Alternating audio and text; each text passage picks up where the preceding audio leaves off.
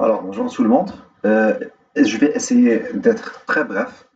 Je vais essayer d'expliquer un petit peu la raison pourquoi on a utilisé les transformateurs parfaits. Donc, il faut savoir que les transformateurs parfaits, c'est un élément qui est utilisé dans les réseaux électriques pour raison de transport d'énergie.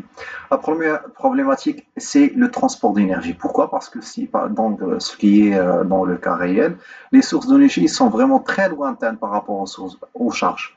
Donc, d'où la nécessité d'utiliser des câbles très longs, c'est-à-dire qui ont parfois des distances de centaines de kilomètres. Bien sûr, le câble, si on le modélise dans un circuit électrique, c'est une résistance, parce qu'il va faire et une résistance qui dépend bien sûr de la longueur du câble. Donc R, elle dépend de L, d'où la création ou bien la création d'une perte effet Joule qui est la multiplication du courant d'alimentation fois le courant d'alimentation au carré fois la résistance. D'où on va avoir des chutes de tension, c'est-à-dire la tension qu'on veut avoir dans la charge est vraiment très basse par rapport à celle de la source.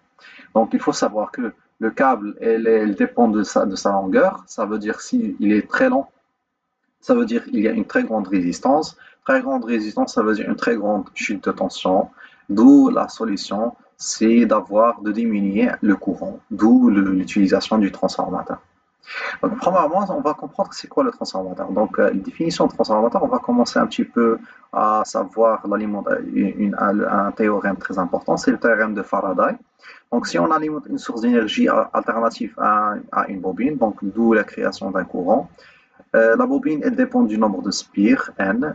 La loi de Faraday il nous dit que la force électromotrice égale à dérivée du flux sur dt.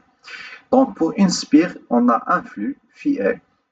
Phi est bien sûr une bobine et il se compose de plusieurs spires. Donc, on a n spires, l'exemple de n spires. Donc, la force électromotrice égale au nombre de spires multiplié par dérivée du flux sur dt. Donc, la force électromotrice, il dépend du nombre de spires.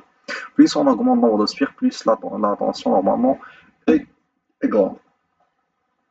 Donc, si on fait un transformateur, il possède deux bobines. Une bobine qui est le primaire, une deuxième, c'est la secondaire. Bien sûr, alimentant la bobine primaire par une force électromotrice, d'où la naissance d'un courant I qui va causer la création d'un champ magnétique de cette forme, un champ magnétique de cette forme. Bien sûr, les lignes de champ, ils sont éparpillées tout au long de la surface circulaire du cylindre de la bobine. Donc, on va avoir une naissance par phénomène d'induction mutuelle, une naissance d'un courant I' dans la deuxième bobine qui est parcouru par les lignes de champ créées par le champ magnétique de la première bobine. Donc, on va avoir une naissance d'une force électromotrice ou bien une tension secondaire, E2.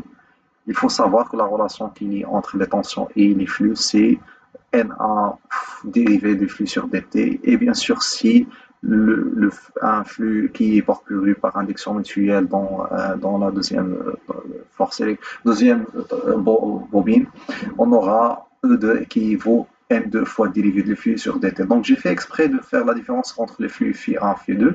Si le transformateur est considéré parfait, c'est-à-dire le flux phi1 est totalement consommé par le deuxième bobine, donc on aura un phi1 égale à phi2. Ça veut dire que si on fait la division de ces deux expressions, on aura N2 sur N1 égale à E2 sur E1, d'où la création d'un rapport de transformation M.